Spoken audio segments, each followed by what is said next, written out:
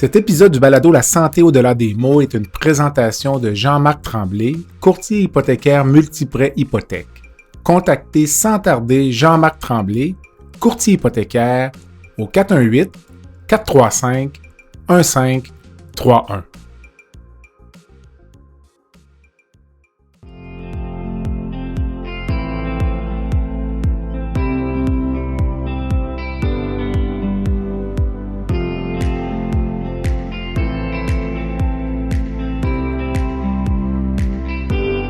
Bienvenue à La santé au-delà des mots, un rendez-vous avec des gens passionnés du réseau de la santé.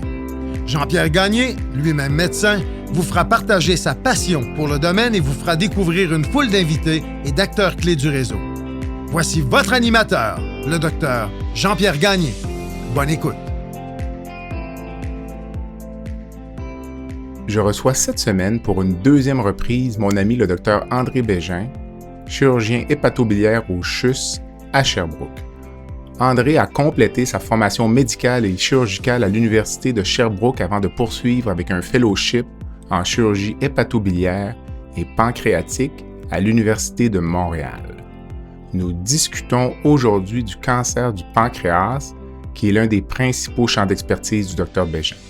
Avec mon expert, je fais un tour complet de la pathologie incluant les facteurs de risque, l'incidence, les symptômes, l'investigation ainsi que le traitement. Cette revue complète pourra intéresser les patients, les proches, mais également tous les professionnels de la santé qui prennent en charge les malades atteints par cette maladie. Bonne écoute. Le balado La santé au-delà des mots n'offre pas de conseils spécifiques aux auditeurs. Nous n'offrons pas non plus de services de référence. En cas de symptômes, consultez.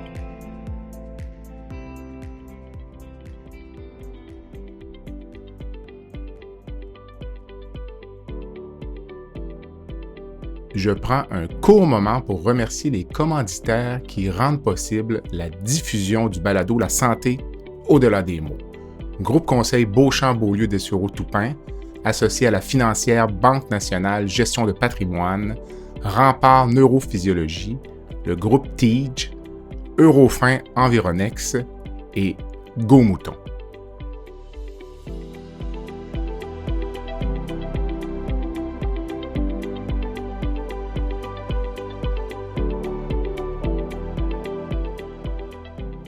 André, bonjour. Bonjour Jean-Pierre. Merci de te joindre une nouvelle fois à l'activité, le balado La santé au-delà des mots. Aujourd'hui, on va discuter de tes champs d'intérêt ou même ton champ de pratique principal, j'oserais dire. Là. Donc, les cancers du pancréas ou donc les maladies associées.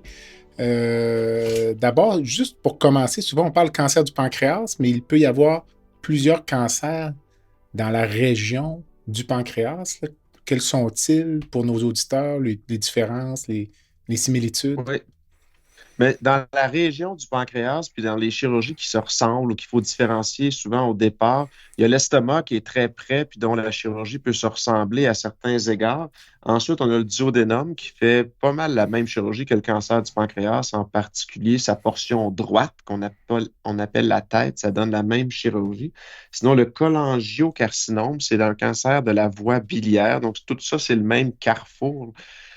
Quand on enlève la tête du pancréas, ça vient en morceaux avec plusieurs organes. Donc, souvent, les patients peuvent être étonnés qu'on enlève plusieurs choses, mais c'est tout attaché ensemble. Sinon, les autres choses qui sont près sont le début du petit intestin qui s'appelle le jéjunum, mais aussi le côlon en particulier à l'angle hépatique, donc près du foie. OK. Est-ce que, si on parle donc vraiment du cancer du pancréas, est-ce qu'il y a des facteurs de risque identifiés au niveau là, de la population? Il y en a quelques-uns, mais malgré les facteurs de risque, ils sont pas très importants dans le sens où c'est pas parce qu'on a un facteur de risque qu'on va avoir un cancer. Évidemment, le risque à vie de façon générale est d'1,5% seulement pour le cancer du pancréas, mais les facteurs de risque restent l'alcool, la pancréatite, le tabac, puis au niveau familial, quand on a une histoire assez chargée, en particulier si on a au moins 2 parents du premier degré qui sont atteints. Donc là, on est beaucoup plus alerte à ce moment-là. OK. Si on parle alcool, tabac, de toute façon, tu seras d'accord avec moi, ce sont des facteurs de risque pour une multitude de cancers là, au niveau. Tout à fait. Donc, puis tu parlais d'histoire familiale. Donc, moi, mon père a fait un cancer du pancréas à 75 ans. J'ai 50 ans. Puis, est-ce que je pourrais aller voir mon médecin de famille, demander des examens de dépistage ou des tests sanguins? C'est une bonne question. Mais au final, au niveau génétique, on en a encore beaucoup à apprendre. Mais ce qu'on sait actuellement, un seul facteur de risque, c'est-à-dire que ton père, 75 ans, donc relativement âgé, au niveau génétique, c'est pas très puissant. Si par contre, tu avais eu ton père, puis ton oncle paternel qui l'avait eu à 40 ans, là, ça devient beaucoup plus puissant comme facteur de risque. Puis c'est là où on augmente beaucoup selon le nombre de parents atteints. Donc, le risque relatif à un seul parent atteint est tout de même de 4, mais à 2, il atteint 6,5, puis à 3, 32. Donc là, à OK. 32 de risque relatif, tu sais, ça donne un risque à vie d'avoir le cancer du pancréas de l'ordre de 20. C'est là où on va recommander la résonance magnétique. Donc, les deux choses recommandées quand on fait un dépistage familial, c'est soit la résonance magnétique, soit l'écho-endoscopie. Mais étant donné la disponibilité puis les inconvénients liés au test, c'est plus facile d'y aller avec une résonance magnétique pour ces cas-là. Alors, donc, on dirait un seul antécédent familial. Toi, si tu vois un patient, tu ne recommanderas pas nécessairement de test diagnostic, plutôt contrôler les facteurs de risque à certains égards. Ouais, surtout, puis évidemment, quand on a des patients très jeunes qui sont atteints de cancer du pancréas, on les envoie quand même en génétique pour une recherche de gènes. Euh, Même si on ne connaît pas tant de gènes que ça, il y en a plusieurs qui ont été identifiés reliés au cancer du pancréas, puis on pourrait avoir certains suivis plus spécifiques. D'accord. Dis-moi, en termes, tu parlais tout à l'heure en pourcentage, le risque de faire un cancer du pancréas. Si on parlait de l'incidence, donc du nombre de nouveaux cas par année par rapport au cancer dont on entend souvent parler, côlon, sein, poumon ou Ouais. prostate peut-être. Ben, c'est beaucoup moins élevé, évidemment, que le côlon et la prostate, mais au niveau des décès, c'est quand même le quatrième en incidence, le cancer du pancréas, annuellement. Puis ça a une incidence de 12 patients par 100 000 de population par année. OK, OK. Parfait. Prévention, on en a parlé un petit peu, contrôler l'alcool et le tabac, le dépistage, on l'a dit dans les cas vraiment d'histoire familiale très lourde, là. Donc, on tombe rapidement finalement dans les symptômes. Un patient qui a un cancer du pancréas, donc il va se présenter avec quel genre de symptômes? Ben, il faut comprendre que le cancer du pancréas, quand le patient a des symptômes, c'est souvent tardif. Sinon, il y en a plusieurs qui sont découverts de façon fortuite. Donc, on appelait ça des incidentalomes. Le patient vient, il a mal au ventre, puis finalement, c'est une diverticulite, mais au scanner, on découvre une lésion dans le pancréas. Ben, ces patients-là, évidemment, sont pris plus précocement. Sinon, les symptômes plus spécifiques, le pancréas, c'est un assez long organe au niveau droite-gauche. Il fait toute la largeur du ventre. Quand c'est à droite, ça peut occlure la voie biliaire, donc le patient devient jaune. Il y a une jaunisse, il y a là les selles pâles, les urines foncées un peu couleur coke. Ça, c'est très spécifique. Si on devient jaune avec les selles pâles, qu'on a perdu un peu de poids, qu'on est âgé, il n'y a pas beaucoup de diagnostics différentiels là, dans le sens où la majorité des cas vont être un cancer euh, soit du pancréas, soit de la voie biliaire, disons, de ce carrefour-là. Mhm. Ça, c'est assez important. Sinon, la perte de poids, puis la douleur. Malheureusement, la douleur, c'est souvent un symptôme relativement tardif, puis c'est un signe de cancer avancé. D'accord. Ça, ce sont pour les cancers de la tête du pancréas. Donc, quand tu disais à droite pour le patient, les patients qui auraient des cancers du pancréas plus du côté gauche, là, si on veut, vont se présenter Au niveau comment? de la queue du pancréas, il y a Hmm. très peu de symptômes autres que la douleur au moment où le cancer est avancé. Donc, c'est pour ça que la majorité des cancers opérables à gauche sont trouvés par hasard ou encore dans le suivi d'un kyste pancréatique qui était à risque éventuellement. Donc, à ce moment-là, on l'a suivi et on l'a découvert plus précocement. D'accord. Dis-moi, petite question géopardie. On disait parfois à l'époque euh, symptômes de fatigue, de dépression pouvaient être des signes avant-coureurs de cancer du pancréas. Est-ce que c'est encore quelque chose qui est enseigné ou c'est un Ben, bruit? c'est sûr que c'est plus un bruit de fond. Au final, La fatigue, c'est toujours vrai dans les cancers un peu plus avancés, donc c'est vrai aussi pour le cancer du pancréas. L'autre signe dont je n'ai pas parlé tantôt, c'est le diabète. Donc, soit un patient qui n'a jamais eu le diabète de sa vie, il développe un diabète, il a 60 ans, de nouveau, il n'est pas obèse, il n'y a pas de facteur de risque à part, c'est sûr qu'il faut penser à ça. Ou quelqu'un que ça fait longtemps qu'il a le diabète, mais finalement, là, il est complètement débalancé. Il faut penser encore une fois au cancer du pancréas.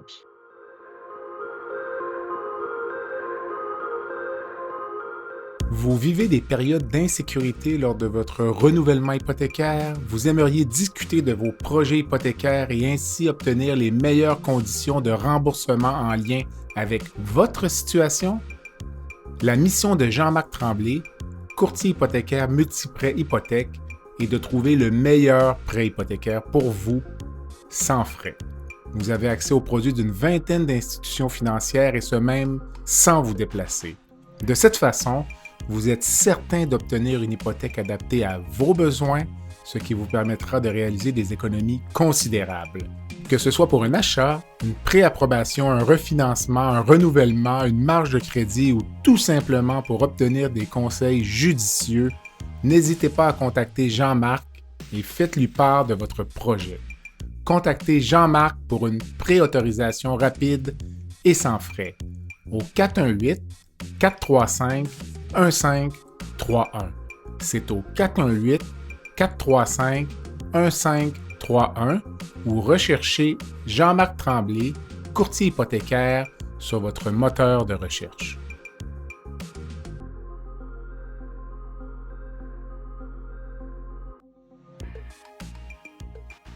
OK. Alors moi, j'ai consulté à l'urgence à cause d'une jaunisse. On m'a fait une échographie. On m'a dit, Monsieur Gagné, vous avez une lésion dans la tête du pancréas. Je vais vous envoyer voir Dr Bégin. Qu'est-ce que tu vas faire avec moi, là, donc en termes d'investigation, si on veut? Oui, la base de l'investigation dans le cancer du pancréas, c'est sûr, il y a le bilan tout à fait de base qui est une prise de sang pour prouver la jaunisse, voir si tu es bien nutri. Souvent, ça vient avec une dénutrition parce que la bile sert à digérer les graisses, donc il y a certaines vitamines qu'on ne va pas absorber, on va perdre du poids. Tout ça, il faut faire un bilan pour décider vers où on s'en va. Sinon, la base, ça reste le scanner en coupe fine, c'est-à-dire un scanner qu'on va prendre beaucoup d'images pour bien détailler la lésion par rapport au vaisseau sanguin. C'est un carrefour qui est très occupé, si on veut, tout ce qui est autour du pancréas, avec beaucoup de vaisseaux importants. Si on est plus vers le corps, donc le milieu vers l'aorte, le tronc cœliaque, les artères principales qui vont vers le foie. Puis c'est la même chose vers la droite où il y a l'artère et la veine principale des intestins, donc la veine mésentérique supérieure, la veine porte, l'artère mésentérique supérieure. Donc, c'est tous des vaisseaux qu'il faut vraiment bien délimiter avec une imagerie de qualité. Alors, le scanner, il sert à quoi finalement? Donc, tu me parlais de l'anatomie. Est-ce qu'il y a d'autres objectifs aussi? Ou... Exactement. Donc, il sert à déterminer localement l'anatomie. Est-ce que cette lésion-là envahit d'autres choses? Ça, c'est une chose. Ensuite, de façon régionale, est-ce qu'il y a des ganglions qui sont suspects? Puis au niveau à distance, donc les métastases, on va les regarder être vraiment le plus certain possible, même si on a une marge d'erreur, qu'il n'y a pas de cancer qui s'est enfui de la région pour aller dans le foie ou encore dans le poumon, par exemple. Est-ce que tu vas faire d'autres examens, une résonance magnétique, par exemple? La résonance magnétique n'est pas absolument nécessaire dans le cancer du pancréas typique, c'est-à-dire une lésion solide.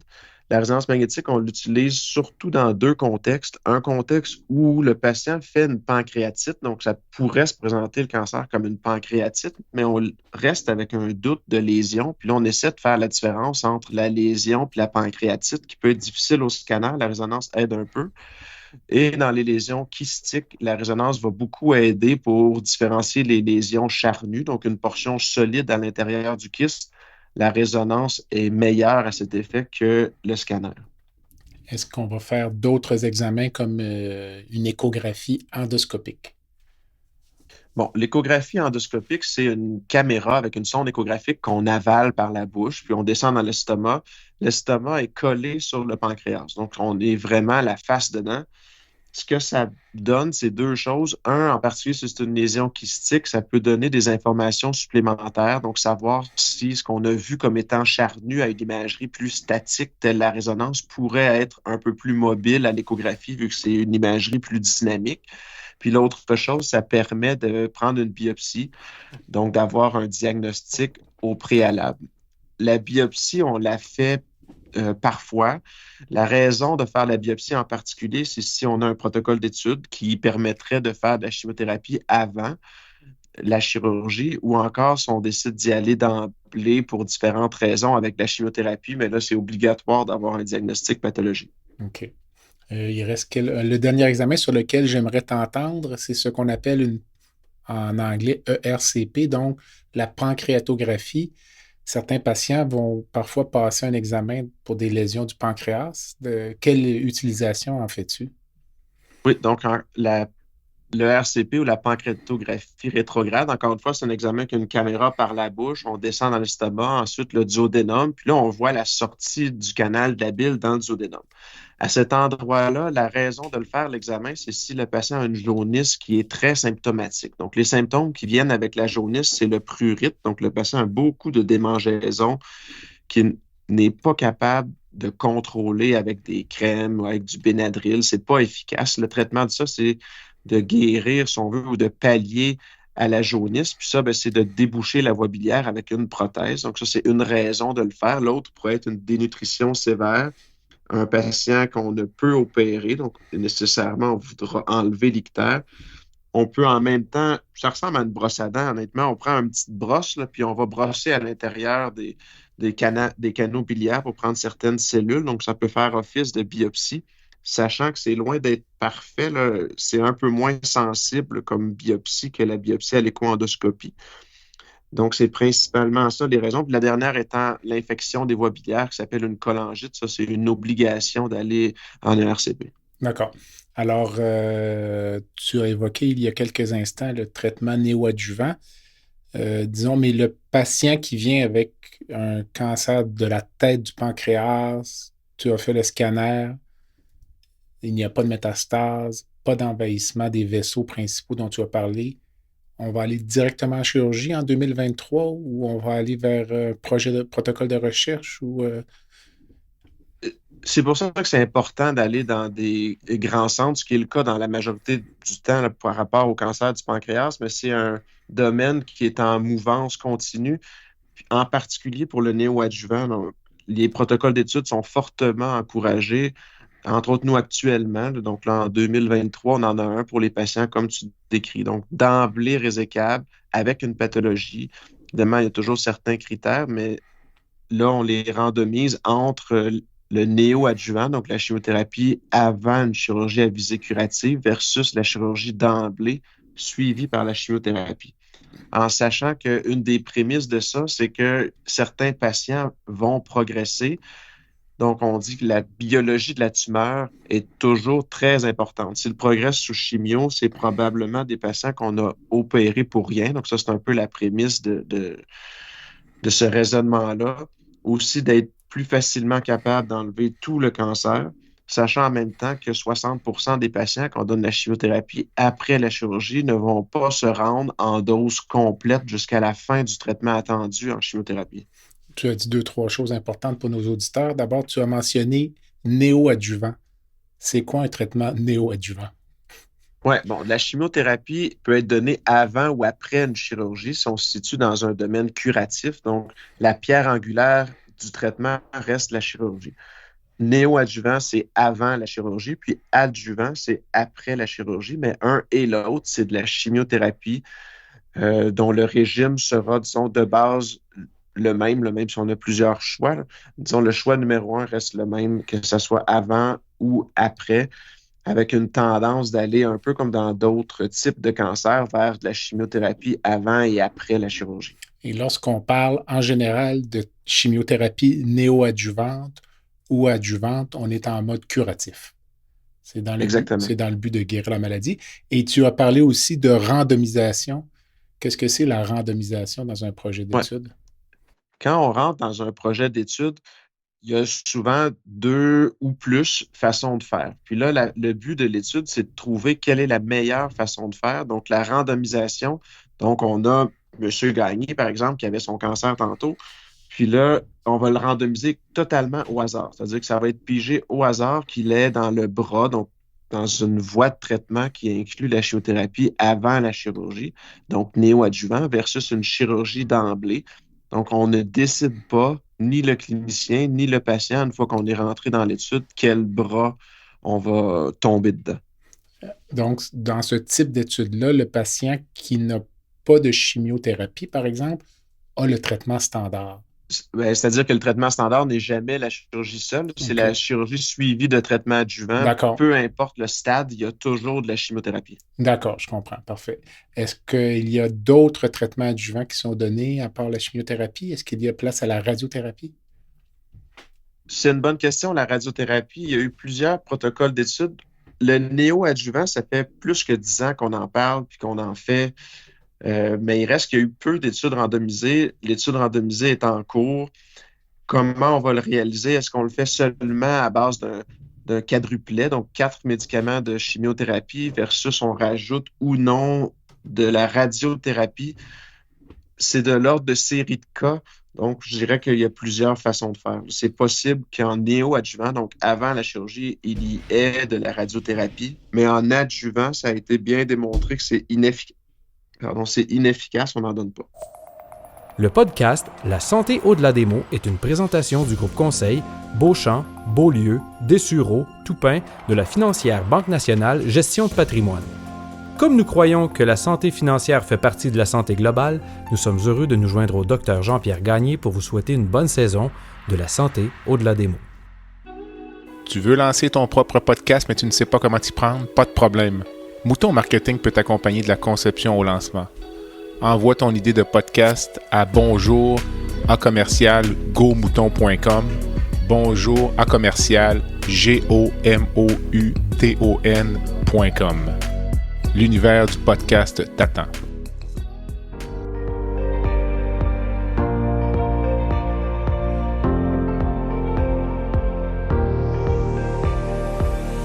Vous avez des commentaires ou un sujet à nous proposer ou même faire partie de nos invités?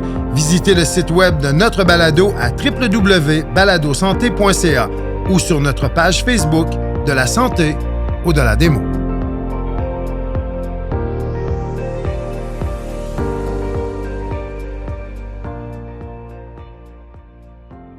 Alors, si je vais te consulter, moi, avec mon cancer du pancréas et que tu comptes m'opérer, tu vas m'opérer rapidement? Est-ce que je dois me préparer à la chirurgie? Est-ce que j'ai des choses à faire? Il y a plusieurs choses. Oui, il y a des choses à faire. C'est un gros traitement, le cancer du pancréas. C'est important de faire un partenariat entre le patient puis les cliniciens.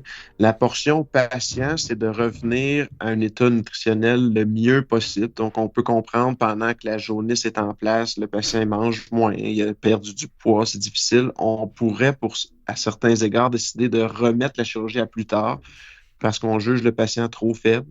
Mais là, il faut qu'il s'entraîne, qu'il revienne en forme, qu'il reprenne de la nourriture de façon adéquate pour être bien nutri. Donc ça, c'est la portion patient, tout en se préparant au futur, c'est-à-dire se préparer à lorsqu'il va être plutôt faible, puis quitter l'hôpital, quelle aide il a besoin. Tout ça, c'est une portion que le patient peut réfléchir d'emblée, puis que je discute toujours avec eux avant.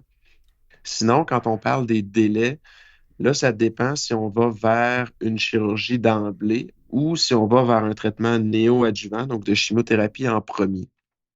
Si on va vers la chimiothérapie, disons un ou l'autre, là, un début de traitement, que ce soit chirurgie ou chimio, on s'attend à un début rapide du traitement, toujours en moins d'1 mois, puis on essaie toujours de faire pour le mieux dans ce délai-là. Si on va vers la chimio en premier, là, il y aura quelques mois de chimiothérapie, suivi d'une pause d'1 mois, puis la chirurgie, une autre pause d'1 mois si tout va bien, puis on termine la chimiothérapie en suivant un schéma qui peut ressembler à celui du cancer du côlon, c'est-à-dire 12 cycles de 2 semaines. Donc, en tout et pour tout, si on va avec une chimiothérapie préopératoire, suivie d'une pause, chirurgie, convalescence, nouvelle chimiothérapie, on parle d'un horizon de combien de mois? Ouais, donc la chimio néoadjuvante avant la chirurgie, c'est 4 à 8 cycles de 2 semaines. Ensuite, on a disons pour faire un chiffron, on fait 6 cycles de 2 semaines, donc on est déjà rendu à 12 semaines. Ensuite, on attend 4 semaines, ça fait 16. On fait l'opération. On reste après une semaine à l'hôpital, on récupère un autre 3 semaines, on est rendu à 20 semaines, puis on complète un autre 6 cycles de 12 semaines. OK. Si tu me parlais un peu de la chirurgie comme telle, à quoi le patient devrait s'attendre en... Le plus fréquent dans la chirurgie du pancréas reste le cancer de la tête. Donc, on appelle ça la procédure de Whipple, qui est d'enlever la moitié du pancréas, la moitié droite, qui inclut la tête du pancréas, un pied de petit intestin, 15 à 20 de l'estomac et toute la voie biliaire en dehors du foie, incluant la vésicule. Ensuite, on a une reconstruction à faire. Donc, il faut reconnecter le petit intestin avec le pancréas, la voie biliaire, puis l'estomac. Donc, chacune de ces connexions-là a son risque, comme en plomberie, il y a un risque de fuite à chacune des connexions, en particulier celle du pancréas, parce qu'on reconnaît que c'est un organe très graisseux. C'est comme coudre une livre de beurre un peu selon la qualité du pancréas. C'est là où c'est mal fait, entre parenthèses. Plus le pancréas est normal, plus le risque de fuite est élevé. Tandis qu'un pancréas de pancréatite chronique ou pancréatite alcoolique est beaucoup plus rigide, puis le risque de fuite est beaucoup plus faible. Donc, pour les grandes étapes de la chirurgie en tant que telle, c'est ça, qui est une chirurgie qui, techniquement, donc à partir de l'incision jusqu'à la fermeture, prend environ 4 heures. D'accord. Je vais être hospitalisé combien de jours en moyenne? Donc, la médiane, là où à peu près 50% des patients vont quitter, c'est autour de 6 jours à l'hôpital. Donc, 1 ou 2 nuits aux soins intensifs. Je comprends que certains centres peuvent faire on appelle ça des soins intermédiaires. Donc, c'est des chambres pas totalement aux soins intensifs, mais relativement bien monitorisées, ce qui serait tout à fait adéquat. Là. Mais disons, chez nous, là, 2 nuits aux soins intensifs, 4 nuits à l'étage, puis un retour à domicile, à moins évidemment de complications ou d'un patient un peu plus âgé, un peu plus difficile pour lequel on a besoin d'une convalescence, ça peut se prolonger. Est-ce que je devrais m'attendre à avoir des drains, un tube de nutrition post-opératoire? Oui, ça, c'est des choses qui ont beaucoup changé avec les années. Donc, quand j'ai commencé, il y a une quinzaine d'années, je mettais des tubes de nutrition à tous. Maintenant, j'en mets presque jamais. Les patients sont rencontrés en préopératoire par la nutritionniste qui va faire un petit questionnaire de base. Si elle juge le patient très à risque, donc de façon très occasionnelle, je vais mettre un tube de nutrition. Sinon, on y va avec le régime de récupération rapide après chirurgie, ou bien connu sous ERAS en anglais. Ça existe aussi pour la chirurgie du pancréas. Les patients vont être alimentés à tout le moins d'une diète liquide dès le jour 0. Donc, dans la soirée de la chirurgie, vont débuter à s'alimenter selon leur récupération et comment ils sont réveillés. Donc, ça commence relativement rapidement. Et pour les drains? Oui, les drains. Les drains, j'en mets toujours.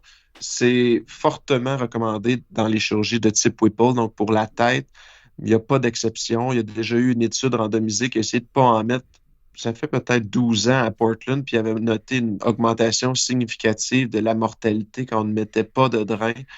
Donc, je mets toujours 2 drains, donc un au-dessus puis un en dessous de la connexion, donc l'anastomose du pancréas. Ça couvre en même temps celle de l'estomac puis de la voie biliaire, mais ces 2 dernières anastomoses sont beaucoup moins à risque. Donc, si ce n'était que de celle-là, il n'y aurait probablement pas de drain. Est-ce que c'est une chirurgie qui peut se faire par laparoscopie? Oui, c'est une chirurgie qui existe par laparoscopie, en particulier qui existe au robot. Donc, quand on regarde les centres américains, c'est une chirurgie qui se fait beaucoup par robot. Donc, toutes les chirurgies qui ont des reconstructions importantes, des reconstructions difficiles à faire, peuvent se faire au robot. Il n'y a pas d'avantage franchement bien démontré. La majorité des études montrent une augmentation du taux de fuite pancréatique, puis d'une augmentation du taux de fuite de grade B et C, donc qui ont des conséquences sur le patient, en contrepartie d'une plus petite incision, puis de moins de douleur, avec un temps chirurgical qui peut jusqu'à doubler, avec une courbe d'apprentissage très difficile. Donc, disons que pour les queues de pancréas, donc la portion gauche, c'est tout à fait standard de faire ça par laparoscopie. Mm-hmm. Pour les têtes du pancréas, au Canada, il s'en fait assez peu par laparoscopie, mais ça existe. Quel est le risque ou le taux de mortalité? Tu disais, tu expliques la chirurgie, c'est une grosse intervention, donc Ouais, la chirurgie de Whipple, son taux de mortalité est autour de 3% à 30 jours, donc 1 à 3% selon les études. Quand on prend le NSQIP, qui est une très grosse base de données américaine, c'est 3% de mortalité qui va jouer selon l'agressivité chirurgicale. Donc, c'est ça l'autre raison pour laquelle la courbe d'apprentissage pour la laparoscopie est difficile, c'est qu'il va y avoir une résection vasculaire dans 20% des cas environ, qui implique soit d'enlever une portion de la veine mésentérique, soit une portion de la veine porte, puis on peut aller jusqu'à enlever une portion de l'artère mésentérique supérieure. Mais c'est des reconstructions qui sont difficiles, même en chirurgie ouverte, puis encore beaucoup plus difficiles en laparoscopie, raison pour laquelle beaucoup de centres, dont entre autres les Pays-Bas, qui font souvent des belles études, ont complètement abandonné la laparoscopie au profit du robot. Donc, ils ne font pas du tout de laparoscopie pour le cancer à droite du pancréas, mais il reste le robot pour des constructions difficiles. Là, il y a une question de coût et d'accès qui n'est pas toujours facile. j'ai eu ma chirurgie, j'ai eu ma chimiothérapie post-opératoire. Est-ce qu'il y a d'autres traitements envisageables dans le moment ou dans le futur? On parle beaucoup d'immunothérapie, par exemple, dans les cancers digestifs, dans le moment. Oui, ça reste vrai dans plusieurs cancers, l'immunothérapie, puis quelles options on a, mais de façon standard, le traitement adjuvant sera fait que de chimiothérapie, puis ensuite on suit les patients de façon rapprochée avec de l'imagerie, puis s'il y avait récidive, là, on rediscutera de la possibilité d'immunothérapie et ou de deuxième ligne de chimiothérapie. Donc, mon suivi, tu en parlais, donc ça va être quoi au cours des... Tu vas me suivre quoi, 1 an, 3 ans, 5 ans? À quelle fréquence? Moi, je suis les patients à vie, donc pour OK. toujours. Pour ce qui est de l'imagerie, disons de façon standard puis grossière, une imagerie aux 6 mois pendant 5 ans, puis ensuite au minimum un bilan sanguin pour suivre la connexion biliaire à vie. Donc, de toute façon, toute connexion entre la voie biliaire et le petit intestin devrait être suivie à vie parce que des cas de sténose, donc un rétrécissement de la connexion qui sont rapportés jusqu'à 20 ans plus tard, c'est important de les suivre pour pouvoir réagir un peu plus facilement puis le savoir d'avance. D'accord. Quelles sont mes chances? C'est souvent dans le cancer, on parle d'une survie à 5 ans. Quelles sont mes chances lorsque j'ai le traitement optimal dont tu parles depuis tout à l'heure d'être encore en vie dans 5 ans? Oui, donc si on est un patient qui est capable de tolérer la chimiothérapie la plus agressive et la chirurgie, on parle de 20% à 5 ans. Ce qui veut dire que je vois 100% dans ma clinique, 100 patients dans ma clinique aujourd'hui à qui j'offre tous le même traitement. Et dans 5 ans, sur ces 100 patients-là, il en reste une vingtaine qui sont guéris de ce cancer-là. D'accord. Si jamais il y avait récidive au cours des 5 prochaines années, est-ce que tu vas m'offrir un traitement? Ça- La base du traitement sur une récidive va être une deuxième ligne de chimiothérapie. Puis là, ben, dépendant de votre âge puis de vos comorbidités, on discute des bénéfices et des inconvénients d'aller vers ce type de traitement. OK. Tu as évoqué en tout début d'entrevue là, le bilan, le CT scan pour déterminer si le patient était opérable. Si malheureusement tu annonces à un patient que la maladie n'est pas opérable, est-ce que tu vas à ce moment-là lui offrir un traitement soit médicamenteux ou chirurgical? Oui, on ne laisse jamais tomber les patients. Il y a plusieurs choses qu'on prend en charge. On prend en charge si le patient a sa jaunisse, on prend en charge si le patient a de la douleur, on prend en charge le côté psychologique en référant à un psychologue oncologique ou de cancer. Sinon, oui, on offre toujours un traitement de chimiothérapie plus ou moins agressif selon les objectifs du patient. S'il veut avoir le moins d'effets secondaires possible ou vivre le plus longtemps, euh, en plus, on n'est jamais attaché à un traitement, c'est-à-dire qu'on peut essayer, puis si après 2 ou 3 cycles, le patient dit « Ah, moi, j'aime pas ça, j'ai trop d'effets secondaires », on peut se réajuster puis changer soit les doses, soit le type de traitement. Une fois que j'ai eu tous mes traitements, je n'ai pas eu de complications après la chirurgie.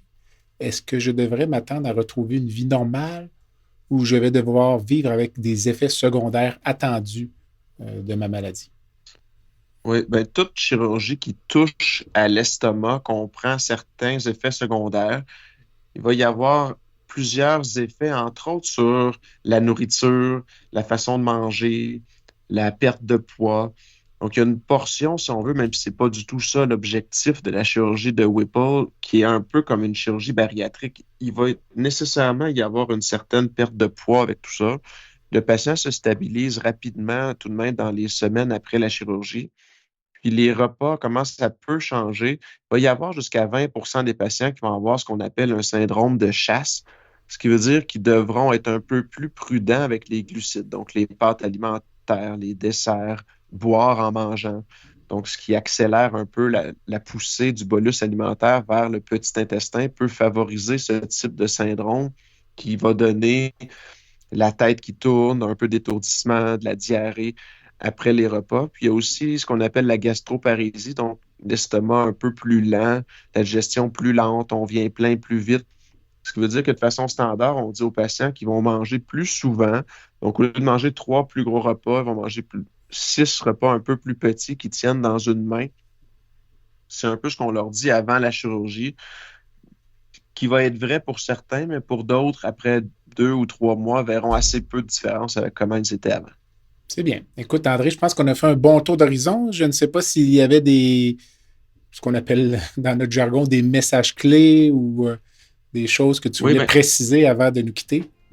Mais le cancer du pancréas, c'est un adversaire coriace. Il faut s'y prendre rapidement, autant pour l'investigation puis le traitement. C'est important d'avoir une équipe spécialisée, autant pour évaluer la résécabilité, avoir un plan de traitement, voir si vous êtes candidat à des études. Les études ont plusieurs avantages pour nos connaissances à nous, pour traiter les patients, ce qui est vrai, mais aussi pour le patient. Ils ont souvent un suivi encore un peu plus serré.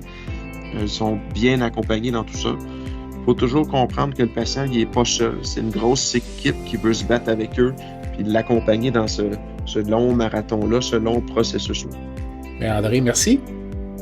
Bien, ça m'a fait plaisir. Au plaisir. Bye. Salut. Voilà ce qui complète le balado de cette semaine. Merci d'avoir été à l'écoute et le Dr Jean-Pierre Gagné vous donne rendez-vous la semaine prochaine pour un autre épisode, La santé au-delà des mots.